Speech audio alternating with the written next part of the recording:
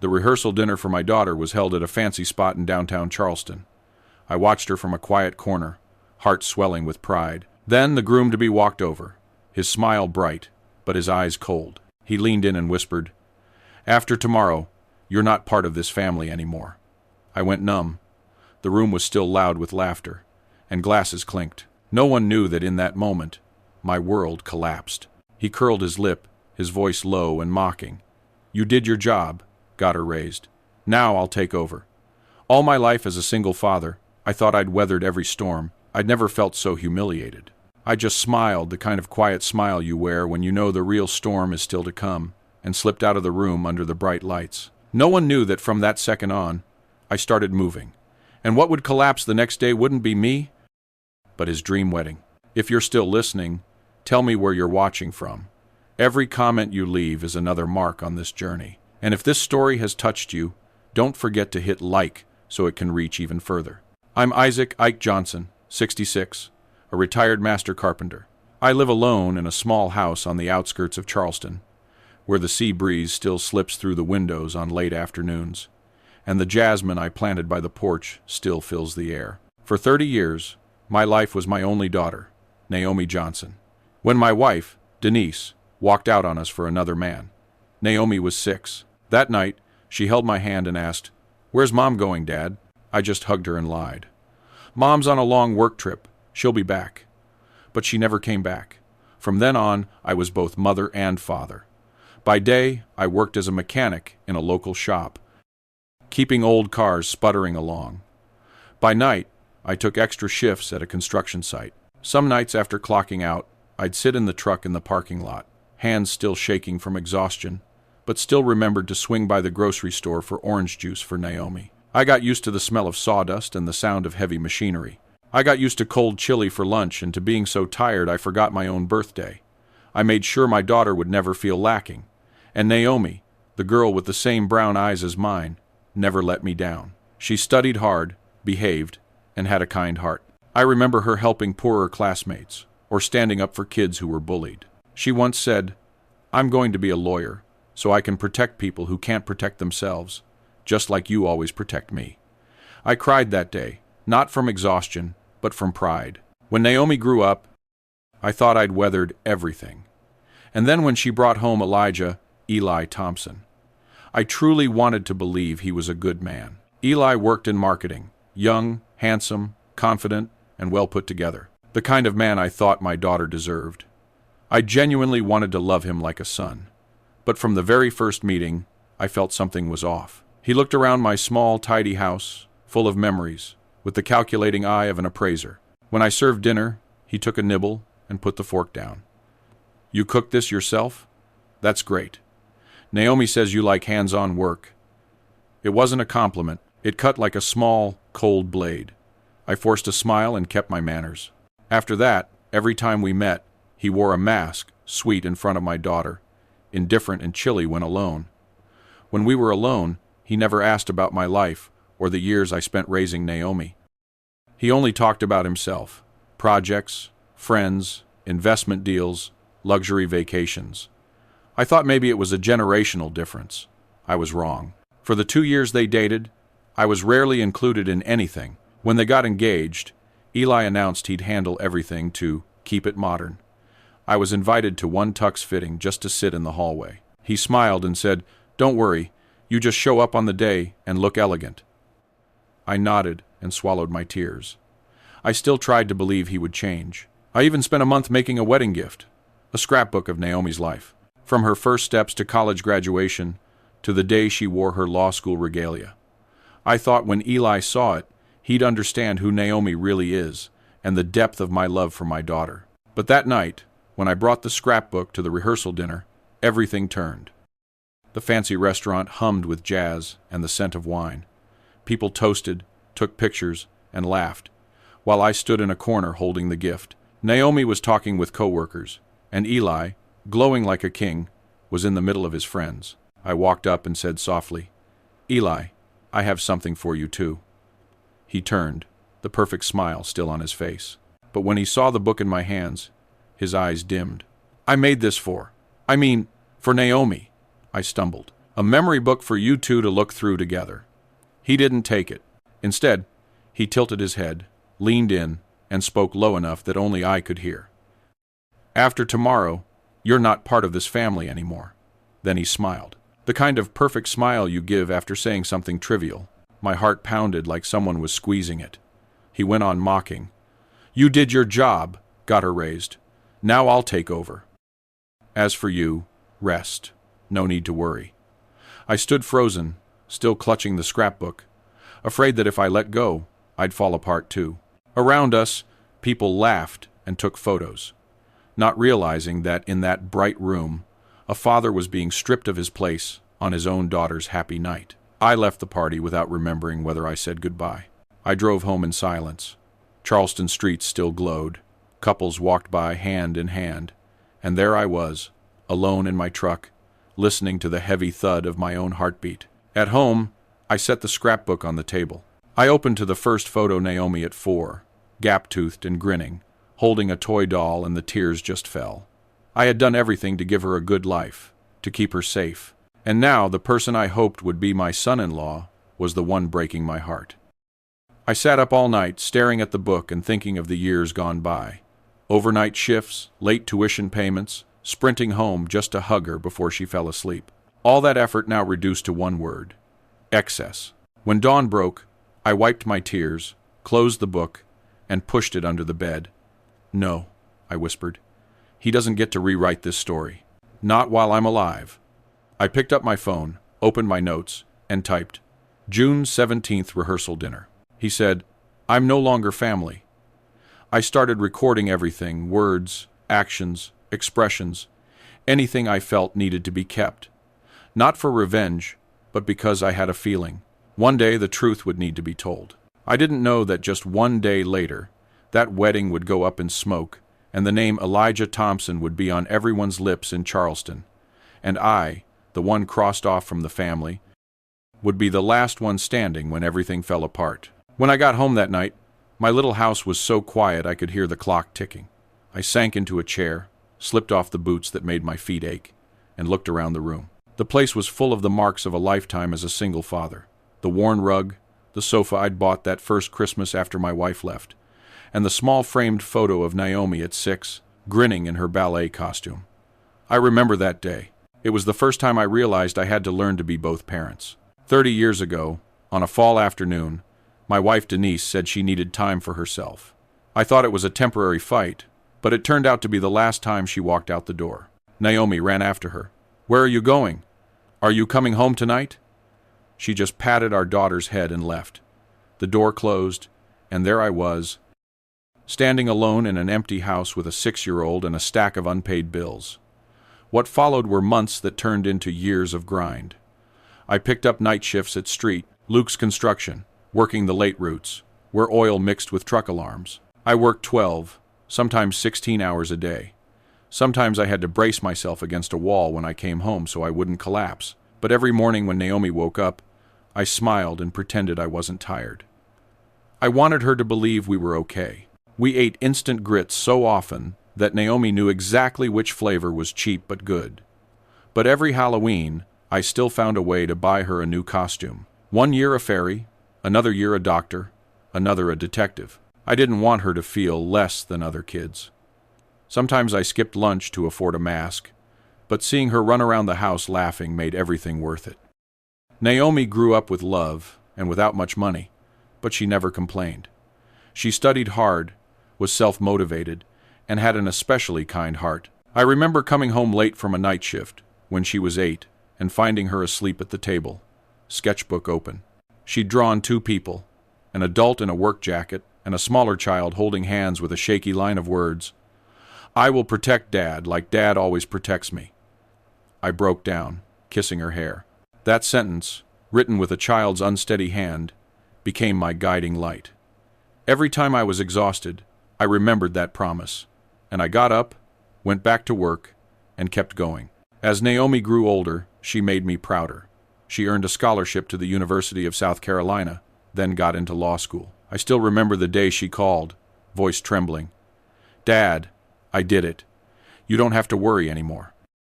I burst into tears in the shop hallway, not caring who saw. I knew the sleepless nights and every penny saved finally meant something. I cut expenses to the bone, sold my old tools, and scraped together enough for her first semester's tuition. Once I tried to take back-to-back night shifts for 2 weeks. The foreman looked at me and said, "Ike, are you trying to kill yourself?" I just smiled. "No, I'm funding a dream." Then Naomi graduated, standing on stage in a black gown, the light catching her bright smile. I sat in the front row, heart ready to burst. In that moment, I thought everything was worth it. Every hardship, every slight for being a man without a wife. All of it gave me the greatest gift. A daughter who succeeded, was decent, and loved her father. After the ceremony, Naomi held my hand. "Dad, once I'm settled, I want you to rest. You've done too much." I smiled and patted her hand. "I just need to see you happy." And I believed it. I believed life would finally be peaceful. When Naomi introduced Eli, I truly hoped for another child in the family. Eli was so handsome that every eye turned to him, perfectly styled hair, soft voice, confident smile. I hoped he would love my daughter and be the partner she deserved. I even tidied the garage and made my famous BBQ ribs, Naomi's favorite, just to welcome him the first time. But from the moment he stepped in, a chill ran down my spine. His gaze skimmed over everything, from the family photos to the wooden clock I've kept since I was young. He said, "Your home is so traditional. Maybe that's why Naomi values simplicity."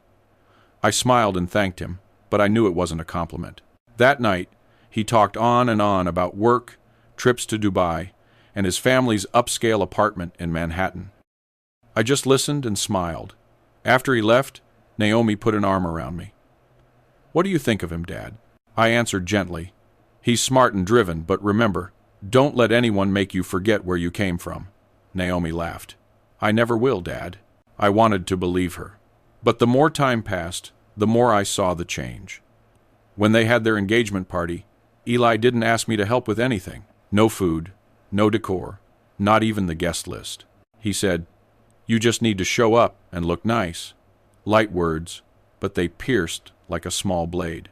I smiled again, burying the hurt with the calm of a father used to enduring. I thought this wedding was the reward for the long road of raising my daughter. I wanted to believe the pain had ended, that I'd gained someone else to love. Instead, I saw measuring eyes and dismissive words. And then that night, the rehearsal dinner, Eli's sentence carved into my heart like a wound that wouldn't heal. "After tomorrow, you won't be part of this family anymore." It echoed in my head all night like church bells in an empty sanctuary. I lay in bed staring at the ceiling, remembering the years I gave up everything for my child. I thought of the little girl who held my hand in the rain and promised to protect me. I thought of extra shifts, cold meals, calluses on my palms, and now all of it reduced to a single act of erasure. I wasn't angry at Naomi. I knew she didn't know, but I hurt with a pain no doctor could fix. It came from betrayal of trust, from being pushed out of my own life. All my life, I endured to give my daughter a home and a whole childhood. Now that she had everything, I thought I'd finally rest in gratitude and love. Instead, I was cast out of the family on the eve of her happiness. I sat up, opened a drawer, and took out the little blue notebook where I'd recorded Naomi's milestones. First day of school, birthdays, graduations. I ran my fingers over each page like it was my own heart. "No," I whispered. "I'm still her father, no matter what anyone says." Outside, the ocean breeze drifted in with salt and a hint of night chill. I closed the notebook and took a deep breath. The pain was still there, but under it was something else, a kind of awakening. If the world wanted to erase me, I would show them what a man called no longer family could do when pushed to the edge. After that party, I couldn't sleep. Every time I shut my eyes, Eli's voice replayed, "You won't be part of this family anymore." It looped like static, sending a shiver down my back each time. When the sun rose, I washed my face, poured a cup of coffee, and told myself to stay calm. Naomi was getting married. I couldn't ruin her happiness over my wounded pride. I thought maybe he was tipsy or testing my boundaries. But what came next told me some things are said with perfect sobriety. From the start, Eli never hid his fixation on financial futures and social status. He talked about high-rise condos, investments, and the connections you need to get ahead. I once chalked it up to being young, But the more I listened, the colder I felt. When Naomi talked about her first job at a small local firm, he gave a soft laugh. I think you should aim for one of the big firms in New York or Atlanta. Charleston doesn't offer much. Naomi smiled. I like starting small. My dad taught me that anything worth having is built with your own hands. He raised an eyebrow, half joking. Sure, but your dad doesn't live in today's world. It felt like a slap. He spoke in gentle, polished tones, like everything was well-meaning advice, but under the honey was quiet contempt. When Naomi told him she spent weekends visiting me, having dinner, and watching old movies, he frowned. Babe, we could use that time to network, meet people who matter. Movie nights with your dad? That sounds a little outdated. I said nothing. I smiled when Naomi told me, but a vague dread grew inside me. He started taking Naomi to elegant parties and dinners with friends in marketing, law, and business, the kind who spoke in numbers and big plans. Naomi wasn't that type. She used to say, I just want to help people, not race. But slowly, I heard her tone shift. She talked about investments and career opportunities and mentioned less about small cases helping the poor. Worse was how he deliberately cut me out of important moments. He never invited me to gatherings with friends, never told me about shared events. When I asked, Naomi chuckled. He worries you'll be tired, Dad. Those parties are loud. I nodded, not wanting to make her uncomfortable, but I knew that wasn't the truth. Once for Naomi's birthday, he threw a dinner at the most expensive French restaurant in town. I found out from a neighbor, not from my own daughter. I still remember the tight pull in my chest, seeing the photos online. Naomi in a new dress, arm in arm with Eli, friends glowing under the lights, and me alone at home with the sweet potato pie I baked like every year, still wrapped in foil. The next week, when Naomi dropped by, I didn't ask. I set the pie on the table and said, I made a birthday pie. Take it home. She smiled, a bit guilty. Thanks, Dad. Eli wanted a surprise party. I didn't know how to invite you in time. I nodded, pretending to believe her. That smile was just a cover inside. My heart was cracking. Another time at a small get-together at his friend's place, I was invited as a formality. While I stood in a corner holding a glass of water, I heard a young man ask quietly, So, your future father-in-law used to be a mechanic? Eli laughed, light as glass chimes and sharp as a blade. Yeah, he used to be. Now he's retired. At least he can take care of himself. Doesn't need my help. People laughed along, and I stood still. To others that might sound harmless. I heard every layer. At least he can take care of himself, meaning that's as far as he goes. Not our level. Not fit for the world he and his friends were building. I left early, claiming I was tired. In the truck, I sat a long time, watching the glittering lights reflect on the windshield. I didn't cry. I just felt a suffocating emptiness. 15 years in construction. I'd held strangers' hands in their final minutes, but I had never felt as small as I did hearing that line. I kept my polite distance. I never bad-mouthed Eli to Naomi. I feared hurting her, feared becoming the reason she'd be torn between us. But inside, I began to log everything looks, fake smiles, sweet words laced with venom. I wrote them in my phone in a little notes app no one knew about. Another time at their new apartment, Eli was on a call. I heard him say, She's got huge potential. She just needs the right direction. I don't plan to stay in Charleston forever. The market here is too small. A chill ran through me. I thought of Naomi, the girl who dreamed of staying in this city and opening a small practice to help people. Now, she was being directed bit by someone who saw only potential to shape. More and more I realized Eli didn't want a family. He wanted a deal. Naomi was his long-term project, and I was the obstacle. He didn't want a father-in-law or a witness to his wife's simple past. He wanted a clean story. Two young, successful people stepping into a perfect marriage. I started noticing details I'd once ignored. When I told Naomi about the old gold ring I wore at my own wedding, Eli cut in. Oh, that vintage look is trending again. I know a shop in New York with pieces just like that, probably pretty cheap. When I gifted them a hand-carved wooden plaque, he smiled and said, It's lovely, but a bit too rustic. It would probably suit your place better. Every word and gesture sketched a clearer picture. I was being erased quietly without drama, like rubbing out an extra pencil line on a pristine canvas. But I'm not easy to erase. I've lived on memory and detail. My trade taught me that. I remember engine parts, tiny signs before failure hits, promises that never got kept. And now I use that skill to record every moment Eli built his perfect world with no place for me. Every night I opened my phone and typed a few lines. March 22nd, he talked about moving to New York. March 29th, he left me off the guest list. April 4th, told a friend. He used to be a mechanic, like it was a stain. I didn't know exactly why I was writing. Maybe to study myself, or to prove I wasn't imagining it, that what I saw was real, not pride talking. The more I wrote, the more I understood him. A person who always knew the right thing to say, the right time to smile, and how to hide ambition under charm. Each time he brushed aside a memory between me and my daughter, my heart cinched tighter. And at the same time, a small fire grew inside me. Not anger, but clarity. I'd stood on the edge of exhaustion and survived.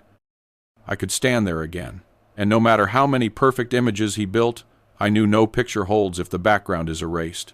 I, the one called excess, am that background, and soon he'll learn. You can't build a future by burying the past. That morning, the day I should have been sitting in the front row at my daughter's wedding, the Charleston sky was unusually clear. The first sunlight slipped through the curtains and fell across the dining table where the wedding invitation still lay half open. I woke early out of habit, boiled water for a cup of black coffee, and watched the steam blur over the wooden tabletop. In the corner, the charcoal gray suit I'd hung up weeks ago was still crisp and perfect. The color Naomi once said, "Looks sharp on you, like midnight." I stared at it for a long time. That color no longer felt like midnight. It looked like a lonely streak of shadow in a room, crowded with memories. I sat down, gripping my cup to steady myself. The phone started ringing. Then one call, 2, 3. Friends, old coworkers, distant relatives. Everyone had the same tone, hurried, surprised, even scolding. "Ike, where are you? The wedding car is almost there." "My God, why aren't you answering? Your daughter is the bride. They must be worried sick." I stayed silent and listened. When the 5th call came, I turned the ringer off and flipped the invitation over. Naomi and Elijah was embossed on cream paper with a small line beneath. "With love and gratitude to our families." I gave a thin smile with gratitude to our families. After last night, when he whispered that I was no longer part of the family, those words had turned into bitter irony. I took a sip of coffee and looked at the clock. 7:45 a.m. If things had gone as planned, I'd be getting my tie fixed now, choosing shoes, calling a cab to Street Michael's. I had pictured this day so many times, Naomi glancing back, seeing me in the front row, smiling with pride, eyes wet. But now there was only the ticking clock and sunlight crawling up the hem of the suit. I told myself quietly, no one can force me to sit through my own erasure. I didn't cry. I figured the tears had run out last night. Around 9 a.m., the knocking came hard and fast. It was my brother, Malik. He wore a pale blue shirt, the groomsman's color. His hair was neatly cut, his shoes still dusty from the road. When I opened the door, he practically rushed in. "Ike, what are you doing? The whole church is asking where you are." "Calmly," I said. "I'm not going." Malik stared, stunned. "Not going? What are you saying?" "Today is Naomi's wedding." "Your daughter?" I lifted my head, my voice rough but steady. "He told me last night, after today, I'm no longer part of the family. So I'm honoring his words." Malik froze, staring at me. After a few seconds, he sank into a chair with a long sigh, hand to his forehead. "God, Ike, do you know what people will think? They'll call you bitter. They'll say you ruined your daughter's big day." I let out a laugh with no joy in it. "I've already been labeled excess. What else is there to fear?" He looked around the room, and his eyes landed on the charcoal suit hanging neatly. He stepped over and brushed the fabric with his fingers. "It's beautiful.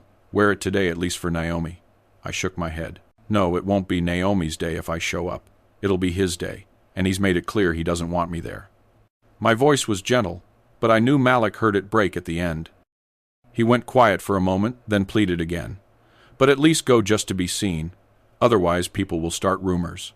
I sat down, poured more coffee, and slid the cup toward him. "Malik, I don't live for rumors anymore.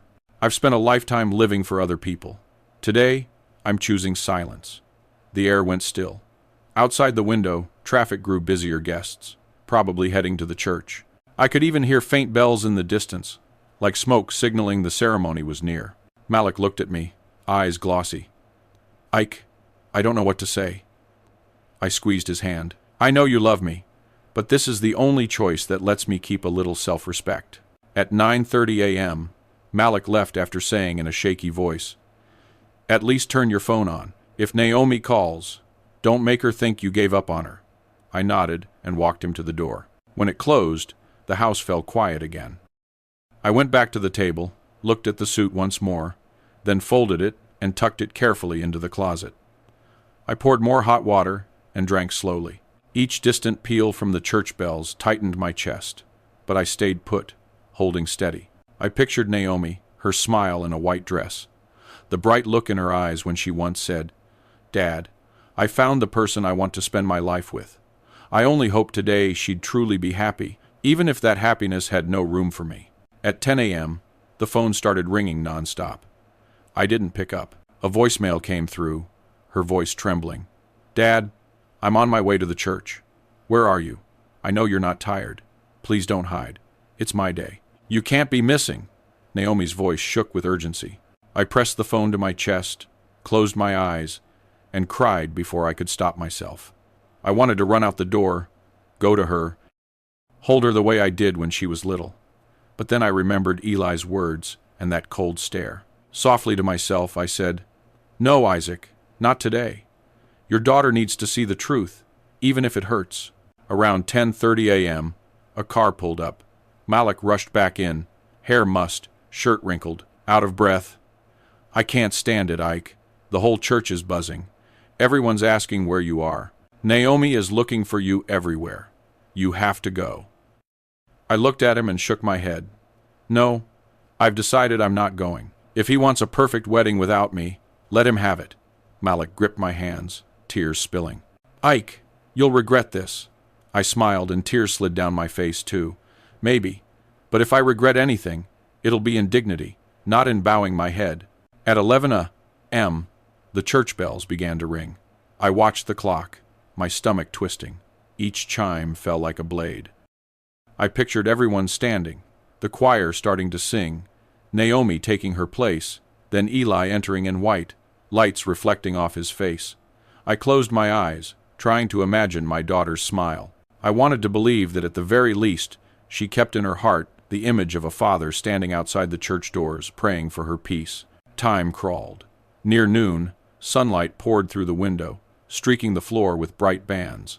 I made more coffee and sat in the old wooden chair. The second hand ticked on until the phone rang again. It was Malik. His voice shook like he'd seen something impossible. "Ike, are you sitting down?" I squinted, my heart pounding. "What happened? The wedding?" "The wedding's off. Charleston was beautiful that morning, but the midday message was ice cold. Who do you think is most at fault at this turning point? Eli or Isaac's forced silence? Share your thoughts. I'll read every comment." I jumped up. The coffee cup hit the floor and shattered, steam curling into the heavy air. "What do you mean? Cancelled? Why?" Malik took a long breath. "I don't have it all yet, but something awful happened. The church is in chaos. People are talking everywhere." I went blank for a few seconds, then fell back into the chair. I couldn't name what I felt. Fear, confusion, or a dark premonition rolling in. I only heard Malik again, small and urgent. "Ike, brace yourself. This is going to shake the whole city." I gripped the phone, my palms ice cold. I didn't ask for details. I just lifted my eyes to the charcoal suit, still hanging in the closet, silent, like a witness to a bitter decision. After he hung up, I sat still for a long time. Two sentences clashed in my head, cruelly opposed. My daughter just lost the man she loved, and he finally got what he deserved. I didn't know what had truly happened, but deep down, I knew a storm had begun, and this time, I wouldn't be the one to bear the consequences. The phone was still in my hand when Malik's voice broke again on the other end. I could hear the noise behind him shouting, footsteps, and somewhere, messy sobs. Then, through it all, my brother's voice came, shaking so much I had to hold my breath to catch it. "Ike!" Naomi found out he was cheating. Everything around me went eerily quiet. The wall clock still ticked, but I barely heard it. I just stood there, staring at nothing, feeling hollowed out. I couldn't believe what I'd heard. Malik spoke fast, breathless. The maid of honor, Simone, Naomi's close friend from college, showed her photos. Eli with his boss, taken 2 weeks before the wedding. It's clear, Ike. There's no way to deny it. I clenched the phone until my fingertips went white. I saw Eli in a white tux, smiling under bright lights, saying sweet things. At the same time, I saw Naomi, my daughter, with the most trusting, earnest eyes, looking at that man, unaware he was just a piece on her board. I steadied my voice. Is she okay, Malik? Did Naomi do anything impulsive? No, but she shattered. Ike, I've never seen her like this. The whole church went dead silent when Simone handed her the phone. Malik kept going, each word cutting into me. Around 10:30 a.m., Naomi was in the prep room with her friends. Everyone was joking with the bride. Then Simone walked in, pale, phone in her hand. Naomi, you need to see this, she said, voice tight. On the screen were phone photos. Eli in a blue jacket, arm in arm with his boss, an older, tall woman with a gold watch. They were in a bar under dim lights, their mouths almost touching. In the last shot, Eli leaned on her shoulder, smiling, eyes shining like that was where he truly belonged. At first, Naomi didn't believe it. She thought they were old photos, a nasty prank, but Simone shook her head. A neighbor of his sent these taken 2 weeks ago. I wasn't going to show you, but I couldn't let you marry him without knowing. Malik said. Naomi went silent for almost a minute, then exhaled, tossed her bouquet onto the table, and walked straight to the groom's room without waiting for anyone. Inside, Eli was having his tie adjusted. When Naomi opened the door, the room froze. Sweetheart, what's wrong? You can't be in here. You'll see the tux, he said, half teasing. Naomi said nothing, just held out the phone. Explain, she said, voice flat. He glanced at the screen and froze for 2 seconds. Then, like he'd rehearsed, he gave a small laugh. Oh, please, who sent you this? Obviously, old photos. She's just my boss. You know that. Naomi didn't move. They were taken 2 weeks ago. You're lying. Her voice jumped, making the attendant drop a brush. Eli stepped closer, trying to grab her hand. Someone's poisoning you. It's your father, isn't it? He never accepted me. He wants to ruin this. I know it. He's never liked me. Naomi cut him off, thunder in her voice. That's enough. My father didn't ruin anything. You did. The room went silent. After a few beats, Eli still tried to salvage it. Naomi, you misunderstood. He hates me.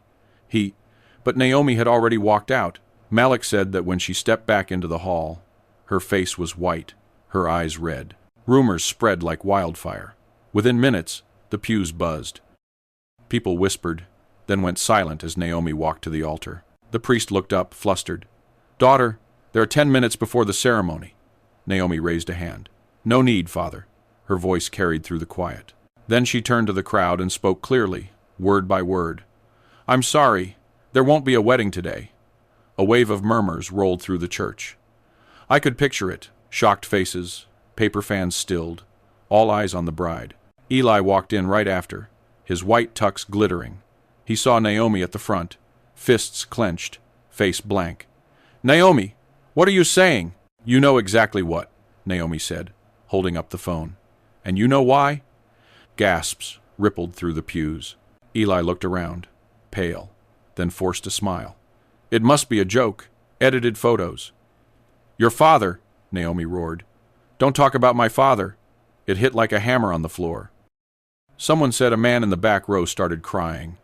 Some guests lowered their eyes, avoiding the bride's gaze. Malik said in that moment, Naomi became someone else, hurt but strong. She stared at Eli, voice shaking but firm. You told my father he wasn't family. You were wrong. You never understood what family is. The air in the church thickened. You could hear the whisper of silk as Eli stepped back, tears spilling.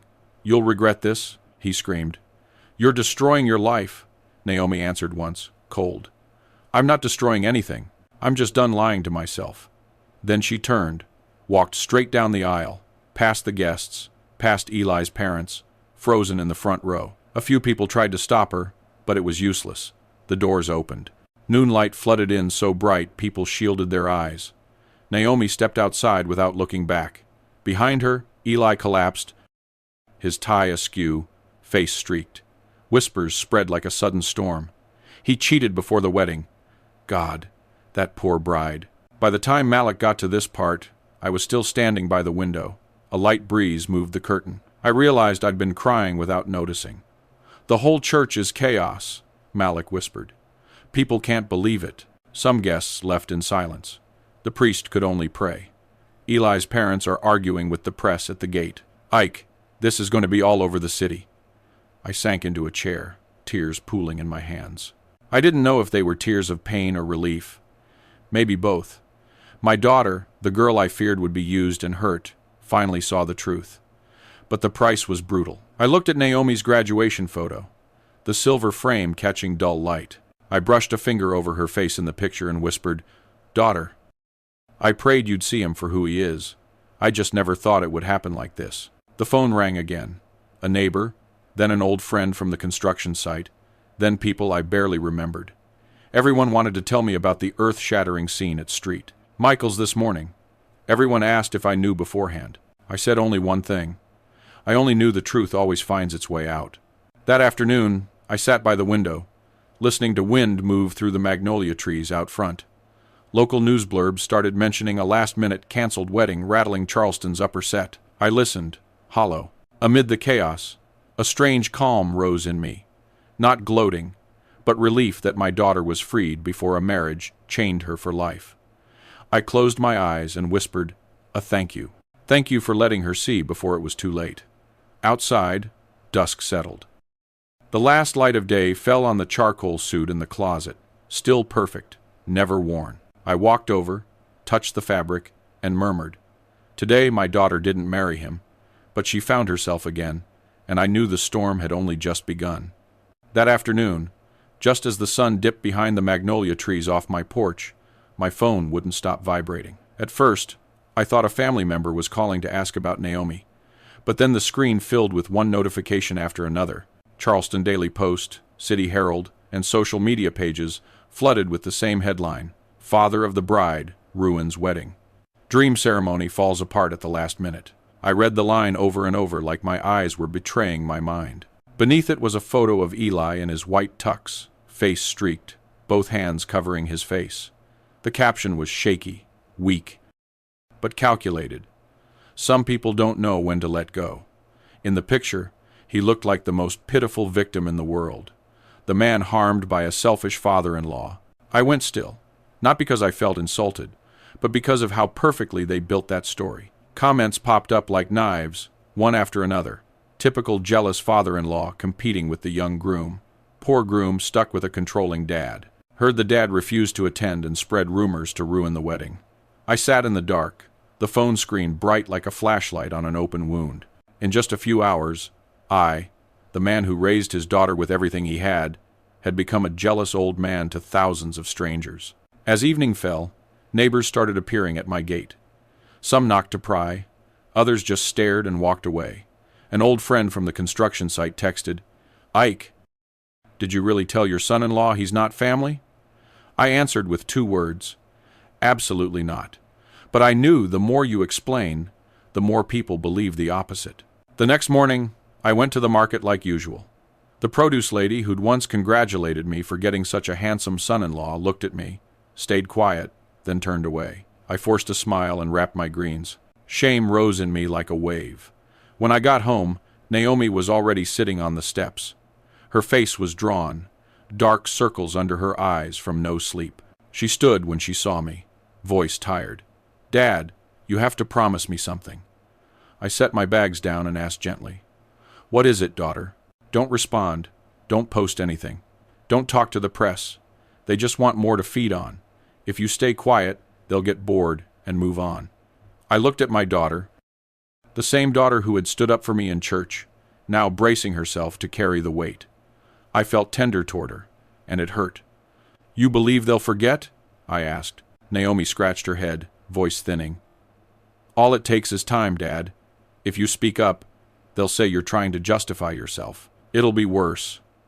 I didn't answer right away. My own words from years ago echoed in my head. Silence can be protection sometimes. But now I understood this silence wasn't protection. It was erasure. 2 days later, as I was making my morning coffee, a knock came at the door. The mailman stood outside holding a thick, sealed yellow envelope. I signed, thinking it was bank paperwork. But when I opened it, I saw cold, italicized words. Notice of lawsuit for causing emotional distress and interfering with marriage. I reread every line. My name, Isaac Johnson, sat in the defendant box. Above it were the names of Elijah Thompson and his parents. I thought I must be dreaming. My hands shook. I sat down and read again. Willful infliction of emotional pressure and defamation resulting in irreparable harm to the party. I let out a flat laugh. Harm? Who exactly was harmed here? That afternoon, I took the envelope to the office of Lenny Clay, my friend, a retired attorney who still advises a small law firm in downtown Charleston. Lenny is a man in his 60s. Slight, close-cropped gray hair, eyes sharp as a blade. When I set the papers on his desk, he looked at me and frowned. You look like you just swallowed a storm. I told him everything, from the night Eli pushed me out of the rehearsal dinner, to the collapsed wedding, to the accusations exploding online. Lenny flipped through the complaint and gave a short, dry laugh. Ike, this isn't a real lawsuit. It's a scare tactic. I looked up, not believing it. What? Look at this line, he said, pointing to interference with contractual relations. They're claiming you wrecked a marriage contract, but the law doesn't treat a wedding like a commercial contract. There's no legal basis for this. They just want to frighten you into staying quiet. I exhaled, but the lump of anger stayed. Why would they do this? They've smeared me everywhere, and now they're sending legal threats. Lenny leaned back, took off his glasses, and looked straight at me. Because, Ike, they lost money. That stopped me cold. What do you mean? You really didn't know? Lenny's voice dropped. Eli's family is broke. His father tanked 3 real estate projects. They needed this marriage to stabilize their cash flow. Naomi, with a law degree and a bright future, was their life raft. That wedding was a debt rescue plan, not love. I sat quiet, heart pounding. The pieces clicked, his talk about financial future, the way Eli sized everything up, his control over every wedding detail. It wasn't care, it was calculus. Lenny went on, firm. They thought they could control Naomi through marriage, and you, the single father, were the obstacle. When Naomi discovered the truth, they lost everything. So now they need a scapegoat. I gave a sad smile as tears slipped out without me noticing. And that scapegoat, of course, is me. Lenny stood and poured me a glass of water. Right, in every failure, people need a villain, and no role is more convenient than a quiet father-in-law. I gripped the glass, my voice tight. Lenny, I'm not afraid of a lawsuit. I'm afraid people will believe I destroyed my daughter's happiness. He smiled softly and squeezed my hand. Ike, you raised your daughter for nearly 30 years with these hands. No one gets to redefine that. But if you want your name back, you fight with facts, not tears. I looked at him, the afternoon light, glinting off his lenses, made his face seem both tough and warm. I knew he was right. They'd used my silence to strengthen their lie. If I stayed quiet, they would win. That evening, when I got home, I opened my phone and watched the posts still spreading. A few close friends advised, just endure it, time will tell. But I knew time only reveals truth for those willing to speak it. I opened a drawer and pulled out the small notebook where I'd recorded everything since meeting Eli. The cutting remarks, the details he dropped at parties, even a text thread I'd accidentally seen on Naomi's phone where he asked her to transfer money to my dad, just for now. I ran a hand over the cover and said to myself, fine, if they want a war over reputation, I'll fight, but with the truth. Outside, night wind moved through the window frame, leaves scratching softly.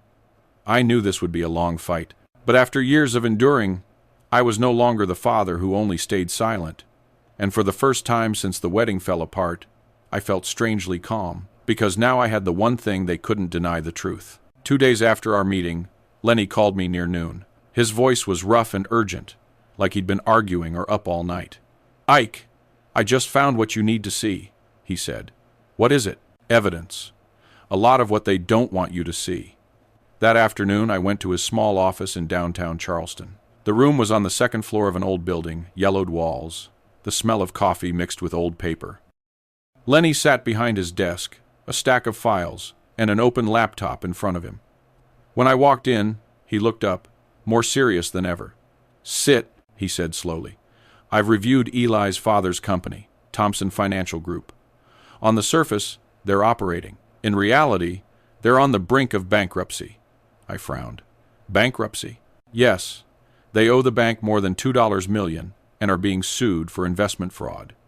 2 real estate projects in Florida and Savannah failed.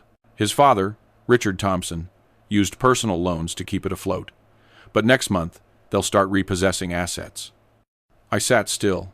The picture sharpened. I remembered Eli saying, "Naomi has a stable future. She'll be the financial backbone for both of us." Now I understood. Backbone wasn't for him alone. It was for the whole family. Lenny flipped to another packet, printed emails and accounting summaries. "I found something else," he said, handing me a set. It was a draft prenuptial agreement. "Look here," Lenny tapped a highlighted section. Clause 12. "In the first 5 years of marriage, 70% of Naomi Johnson's net income goes into a joint account in the names of Naomi Johnson and Elijah Thompson. What's more, that account grants access to Richard Thompson, his father." My eyes widened. "Good Lord," Lenny nodded. "If they married, Richard would have legal control over that money. Once Naomi signed, she'd be tied up completely. They didn't just want salary. They wanted Naomi's future." My hands shook as I turned the pages, dry legal language like steel. Each line felt like a blade. I remembered the first night I met Eli, his smile when he spoke about financial stability, his line about marriage as a partnership between 2 people with vision. Back then, I sensed something off. But I told myself maybe he just wanted a better life. Now I understood it wasn't better. It was possession. My voice caught. "Lenny, are you sure? Is all of this real?" He looked at me without flinching. "I never say what I haven't verified. These filings are from public financial court records. As for the prenup, a colleague who once consulted for the Thompsons sent it. They didn't rush to destroy it because they assumed the wedding was a lock." I leaned back, heart thudding. The room tilted, the air suddenly heavy. "So," I said slowly, "it was a transaction. He never loved my daughter." Lenny nodded. "That's right. Eli was a piece on the board. They wanted to save the company and their name. Naomi was perfect. Young lawyer, talented, not from their social tier, easier to control." I gave a thin smile as tears slipped out without me noticing. They really planned it all out like that. Lenny sighed. "In the world of money, people will sell even love." And they did. I went quiet for a long time. I saw Naomi, the same girl who once said, "Dad, I just want someone genuine." What she got was a financial plan, wearing love's mask. I was furious and I was heartsick. Lenny softened his voice. "I know it's a lot, but Ike, this is your chance. You can clear your name and, more importantly, expose the truth." I looked at him in the warm afternoon light. The deep lines on Lenny's face showed a man who'd seen too much injustice. "I don't just want to be cleared," I said, low but firm. "I want them held accountable for trying to wreck my daughter's life."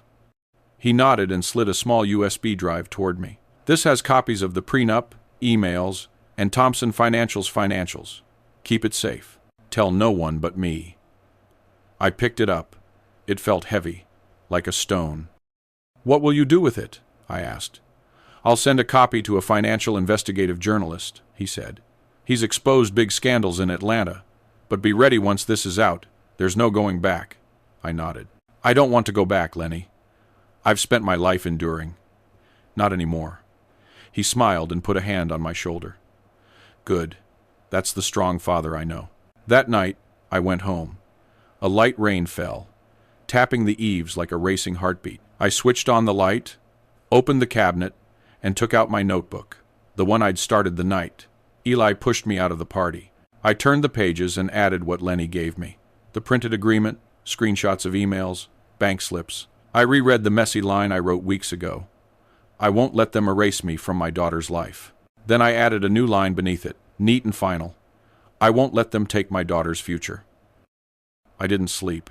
I sat by the window and watched rain roll down the glass, feeling something strange. Not fear, but clarity. For the first time in years, I knew exactly what to do. I wouldn't just clear my name. I would expose everything with the light of truth. And I swore, no matter their money or influence, I, the father they called, not family anymore, would be the one to make them pay. 3 days after I learned the full truth about the Thompson family, an invitation arrived at my house. Not ordinary stationery, a formal envelope embossed with the Charleston Grand Plaza Hotel logo. Inside was an invitation to a reconciliation dinner, signed by Richard Thompson, with a smooth, cynical line. Let's talk like adults and put an end to all misunderstandings. I read it again and gave a cold smile. Misunderstandings?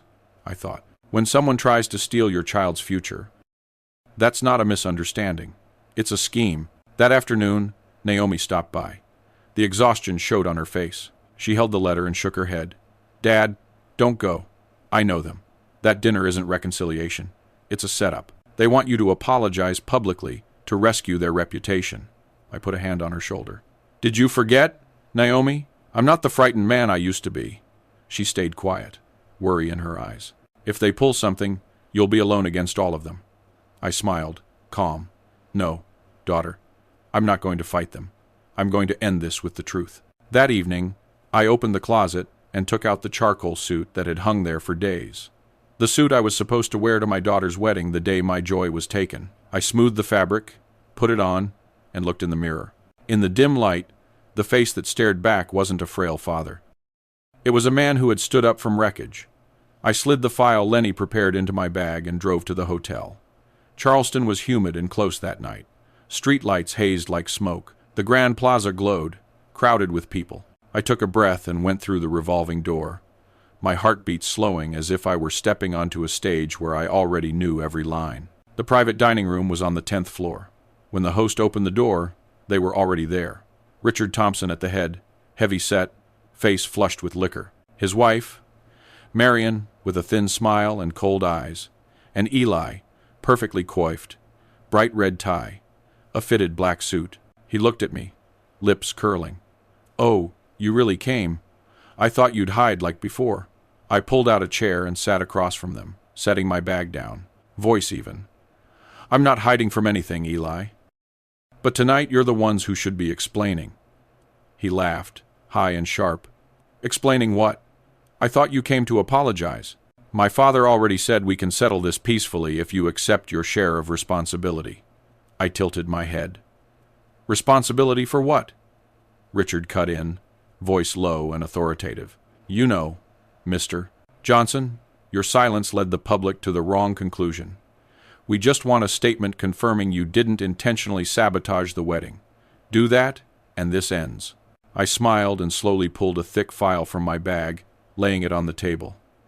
Yes, I have a statement, but not the kind you're expecting, Mr. Thompson. Eli narrowed his eyes, lips twitching. What now? Going to wave old photos around or retell how I insulted you? No one's going to buy it. I opened the file and took out the first page, the prenup Lenny gave me. Clear print, faint ink, where signatures would go. I placed it in front of them and spoke, clean and steady. Clause 12. In the first 5 years of marriage, 70% of Naomi Johnson's net income will be transferred into a joint account owned by Naomi Johnson and Elijah Thompson. This account grants access to Richard Thompson. I paused and looked around the table. For a few seconds, no one said a word. The air got so thick I could hear the hum of the vent overhead. Marion set down her glass, her hand trembling. Richard leaned back, his face turning from red to chalk. Eli tried to hold a smile, but the corner of his mouth twitched. I went on, slow and sharp. Mr. Thompson, I don't know if in your world, marriage is a tool to rescue a company. In mine, marriage is love, not a business contract. You weren't marrying into my family. You were marrying a bank. Richard slammed his hand on the table. The glass rattled, red liquid sloshing like blood. You dare accuse me? I met his eyes, calmer than ever. Not accusing.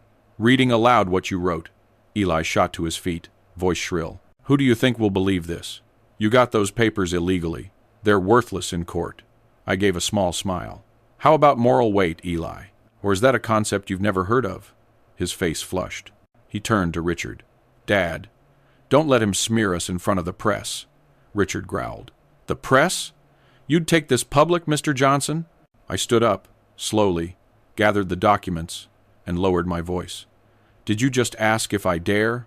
I looked straight at Eli, my eyes cold as steel. "Watch me." In that moment, the room almost exploded in silence. No one spoke. No one even dared to breathe. Marion jumped to her feet, trying to calm things down. "Come on now. Let's not make this any bigger." "Isaac, you misunderstood. I cut her off. "Do you know what I misunderstood? I misunderstood that my daughter was truly loved. The truth is, none of you have ever loved anyone but yourselves." I turned. Naomi was standing in the doorway. I hadn't heard her arrive. She stood motionless, her eyes wide as she listened to me read the contract. When our eyes met, I saw no fear in her gaze, only a profound trust. Richard tried to stand, his voice cracking. "Naomi, don't believe him. This is fabricated a tactic to—" But Naomi interrupted, her voice ringing out strong enough to silence everyone. "I've believed the wrong people long enough." She stepped closer and placed a hand on my shoulder. "Dad, you don't need to say anything else. I've seen enough." Then she turned to Eli, who was still trembling, forcing a smile. "You said you loved me? But it turns out you only loved my bank account. You and your family turned marriage into a product for sale. But believe me, you will never buy back the dignity you lost." Eli went pale, his voice choking. "You'll pay for defaming me," Naomi answered coolly. "No, Eli. You'll pay for treating love like merchandise." I gently squeezed my daughter's hand and whispered, "Now you understand, don't you?" She nodded, gratitude in her eyes. No one in the Thompson family said another word. As Naomi and I turned to leave, I heard Marion collapse into a chair, Richard curse under his breath, and Eli sob not out of remorse, but because he'd lost. Walking out of the hotel lobby, the night wind off the Ashley River blew hard, carrying damp air and a salty tang. I lifted my face to the sky, where clouds drifted slowly past the lights. For the first time in months, I felt truly relieved. Naomi walked beside me in silence. After a moment, she said softly, "I'm sorry, Dad. I didn't see what you saw." I smiled and wrapped my arms around her. "It's all right, Naomi. What matters is you see it now." We walked through Charleston's night, golden streetlights stretching across the misty pavement. Inside me, there was no resentment left, only a strange, quiet peace, because I knew from that moment on they had lost the one thing money can't buy back: the truth. 2 days after the confrontation at the hotel, Lenny came to my house. He carried an old leather bag with the documents I'd seen, along with a few newspapers and a small USB drive. There was something in his eyes, both cool and bright. "Ike," he said, "it's time." I set my coffee cup down gently. "Are you sure, Lenny? Once the truth is out, they won't leave us alone." He gave a dry laugh. "You think they're leaving you alone now? You've been turned into a wicked old man online for weeks. It's time they tasted what they've been dishing out." I stayed quiet for a moment. From the window, Charleston's morning light fell across the little garden where yellow chrysanthemums were blooming. They reminded me of what Naomi used to say as a child. "Dad, the light always finds a way." Maybe this was the moment the light found me. Lenny opened his laptop and started a video call. A face appeared, a man in his 40s, slightly messy hair, glasses, a steady voice. "Mr. Johnson, I'm Travis Dalton, an investigative reporter with the Carolina Ledger. Lenny's told me part of your story." I nodded, hands clasped lightly. "I don't want to hurt anyone. I just want the truth to be known," Travis replied. "And that's exactly why I'm here. But I need you to be ready. When this runs, it won't just be news. It'll be a storm." I smiled faintly and said slowly, "Sometimes a storm is the only thing that can clear the sky." 3 days later, Lenny and I met Travis at a small cafe near the harbor. He had verified everything: the prenuptial agreement, bank statements, internal emails, and the financial records of Thompson Financial Group. His voice dropped. "Mr. Johnson, this isn't just marital fraud. This is a sophisticated financial scheme. They used marriage as a tool to wash away debt." I felt my heart sink. And now they've lost everything. Yet I'm the one seen as the saboteur. Travis looked at me, serious. "It won't be long before people know who the real saboteur is." A week later, on a Monday morning, While I was tending the front yard, the phone started ringing non-stop. The sound echoed through the house. I picked up and heard my brother Malik, breathless. "Ike? Have you seen the news? It's out. All of Charleston is blowing up." I ran inside and turned on the TV. On the screen, the Carolina Ledger's logo appeared with a bold headline, filling the whole display. "Thompson family accused of financial fraud, marriage plan designed to seize assets." I froze for a few seconds. Then the footage shifted to a news package. Thompson Financial's office sealed, police on site, and enlarged shots of the contracts, the very ones I had held in my hands. The anchor's voice came through. "The Carolina Ledger's exclusive investigation shows that Thompson Financial covertly planned a marriage between their son, Elijah Thompson, and young attorney Naomi Johnson, with a clause transferring 70% of the bride's income to an account controlled by the Thompson family. Sources confirm the bride's father, Mr. Isaac Johnson, was defamed and targeted after he uncovered the scheme." I placed a hand over my chest, feeling my heart pound. I could hardly believe I was witnessing it. Lenny texted, "It's spreading, Ike. Everyone knows the truth." Social media, once full of insults, shifted. I watched new comments roll in every second. I thought he was cruel. Turns out he was the only clear-headed one. No one should go through that at his age. Deeply admire Isaac Johnson's strength. The groom was just a financial tool. Horrifying. The feeling was strange, not joy exactly, but a kind of release, as if the heavy fog that had smothered me for months finally lifted, leaving air that was fresh and painfully honest. The story spread like fire in the wind. 3 days later, the Charleston Tribune, the Daily Sun, and even national TV ran it. Marriage scandal. Businessman Richard Thompson under investigation for financial fraud. Eli disappeared from social media within hours. His accounts were wiped clean. Wedding photos, posts about being a target of jealousy, all gone. A mutual acquaintance messaged me. He left Charleston. No one knows where. As for Richard Thompson, the man who once sat at the head of the table with a glass of red wine and a smug smile, he now appeared on the news with a gray face, escorted out of his office by police. Marion hid behind a car door to avoid cameras. I stood in my living room and watched it all on the screen. In that moment, I felt no gloating, only a quiet sadness. Some victories don't make you happy. They just let you breathe because justice still exists. That evening, Naomi came by. She looked different, less tense, less weighed down. She put a hand on my shoulder and said softly, "I read everything, Dad. The article made it clear. They can't deny it anymore." I looked at her, tears rolling before I could stop them. "Naomi, I just want you to be happy. That's all." She squeezed my hand, voice tight. "I'm proud of you. You didn't stay silent. You did what your daughter didn't have the courage to do." I chuckled softly. "I never went anywhere, Naomi. I was always right here." That night, after she left for home, I opened the window and looked out. The city glowed. Lights like stars dropped to the ground. I remembered Eli's words at that party. "After tomorrow, you won't be part of this family anymore." That sentence once stabbed through my heart. But now, standing in this generous light, I realized the one cut out of the family wasn't me. It was him. Because once love becomes a contract and marriage becomes a tool, there is no family. I smiled faintly and whispered a small prayer. The truth doesn't need to shout. It only needs to be seen. And that Charleston night, with the rain falling softly, I felt I'd gotten back the most precious thing, peace. 2 months after that article, Charleston seemed to settle back into its usual rhythm. Or maybe it only looked that way. Beneath the calm, I knew something had changed forever. In me, in Naomi, and in how this city saw me. In those first days, I still woke very early, as if my body wasn't used to not being on guard. I brewed coffee, walked around my small garden, and listened to birds singing on the roof. The quiet felt both new and unfamiliar. Some mornings I caught myself staring into the mirror, wondering, have I really made it through? Naomi kept busy again. After leaving her old firm, a friend got her a job at a smaller practice on the north side of town. There, my daughter didn't have to dress to impress or endure fancy parties and the pressure of reputation. She went back to who she really was, a woman who loves justice and fairness and knows what's worth defending. One morning, she stopped by with a bag of still warm pastries. "Dad, I start the new job today. I smiled. The small firm up north. She nodded, a calm in her eyes I hadn't seen since the day the wedding was called off. I don't need much, Dad. I just want to do what I believe is right.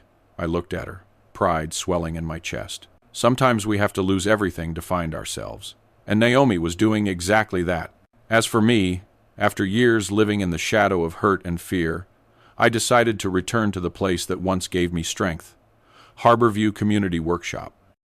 I had worked night shifts there for 20 years, fixing things for the elderly who'd been forgotten. Walking through the old iron gate, the familiar scent of sawdust pulled at my heart. Residents still sat along the hallway, eyes turned toward the purple garden. The old manager, Teresa, recognized me and ran to hug me.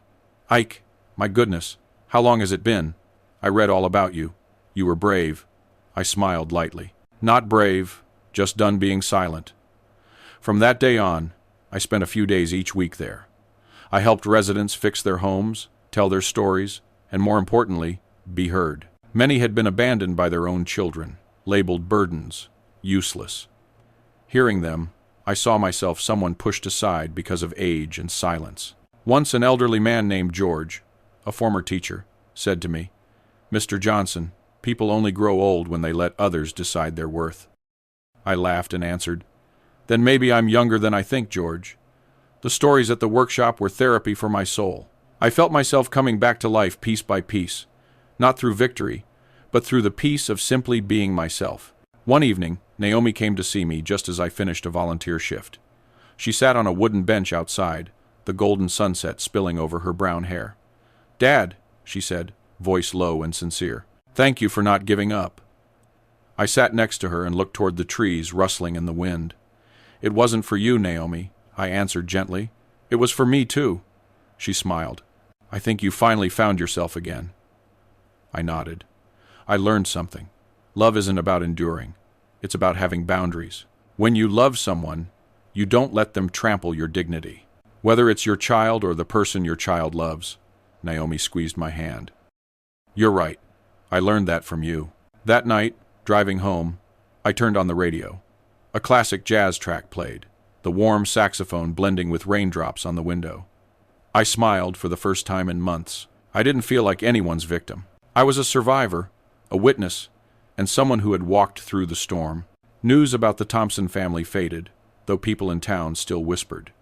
Richard Thompson sold what was left to pay debts and left Charleston quietly. Eli, the groom who once mocked me with a voice cold as steel, vanished from public life. No one mentioned him anymore, as if he'd never existed. Once I saw a note in a small cafe's paper, Thompson family officially dissolves company. I folded it and said nothing. Some endings don't need our applause, only our release. And then I started writing. At first, just a few notes in an old notebook, but the words poured out as if they'd been waiting for years.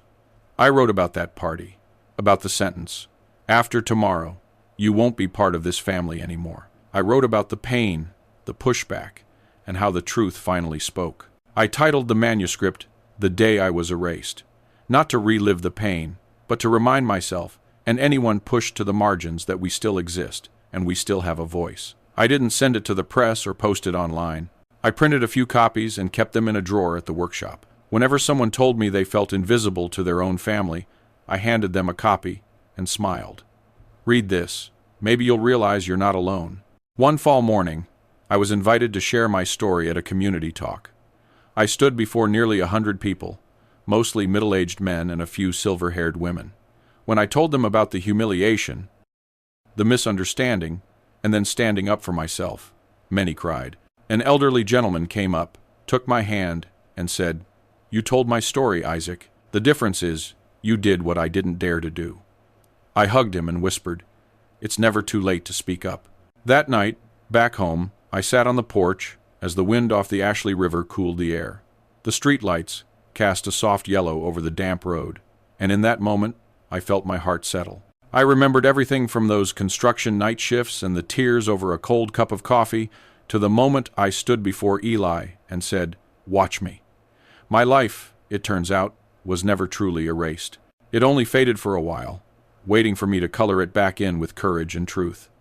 I looked out and smiled softly.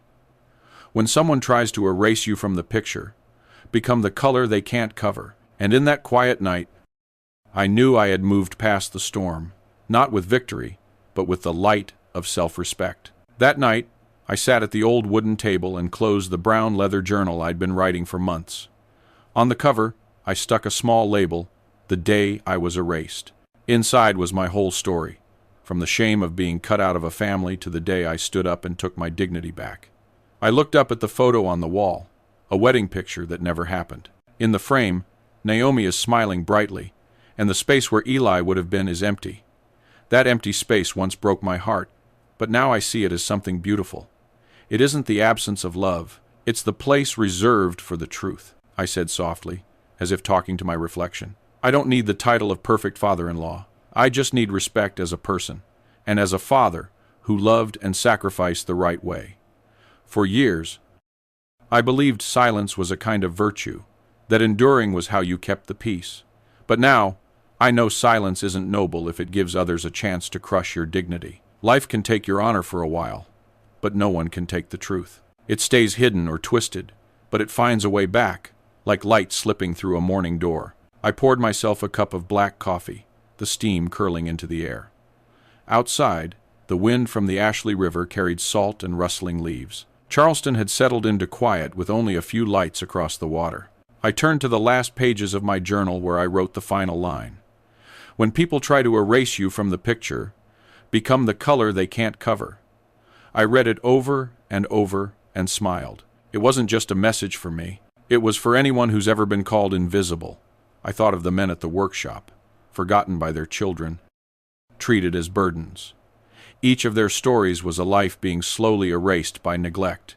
But I believe if one person speaks up, others will start to believe they can, too. So, if you're still listening to me now, I want to ask you something. If it were you, would you stay silent, or would you stand up like I did? Would you bow your head to be called good, or lift it to live true to yourself? I don't expect everyone to do what I did. We all have different fears and limits, but I hope that just once you'll ask yourself, what is my worth? Who gets to define it for me? If you're still here with me now, let me say one thing slowly from the heart of a father who has been hurt to your heart. Never let anyone make you believe you have no value. No one has the right to erase you from your own story. Even if people turn away, even if the world is quiet, you still have yourself, your voice, and your right to be loved.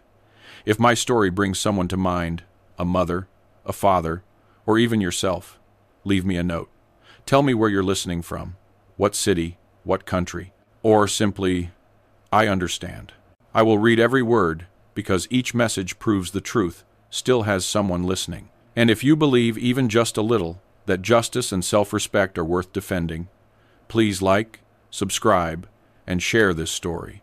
Not to make me famous, but so those who are hurting out there will know they are not alone. From Charleston, where the sunset still falls gently, like the calm years we once lost, I'm sending you a blessing and a gentle reminder. Speak up before someone else speaks for you.